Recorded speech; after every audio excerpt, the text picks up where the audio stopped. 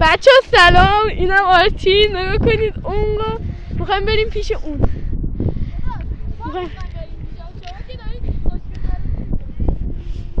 اگه بیفته یکی چاهه که میره توش، یکی هم میره تو دره.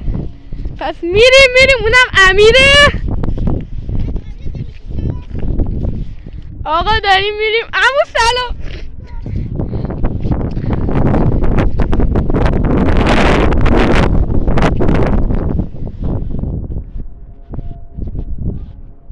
بچه ها اینم آرتین. اینو بگیر آرتین. آرتین میندازم. بیا دامن هیدری بگیر. بگیر.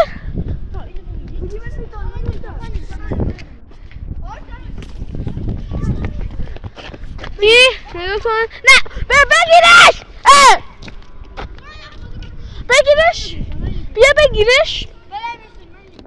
بیا بگیر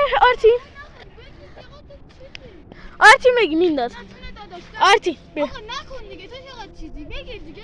برو آقا باشی گوشی رو من میخوایم بریم تو چاه. نه برو تو چاه. بعد گوشی رو میندازم برات. نه گوه نخون. فعلا یه دقیقه رفته. گوشی رو روشن کنیم. حاجی چه شده؟ اونجا چیه؟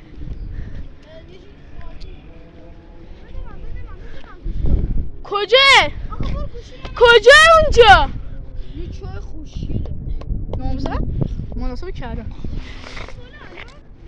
بگی تو چطوری میخوای بریم؟ کسی منو بگی دمت داداشم. وایسا ببینم تو چه. آقا بده من گوشیو. چای چیه؟ بعد بیا بده. فیلم چراغ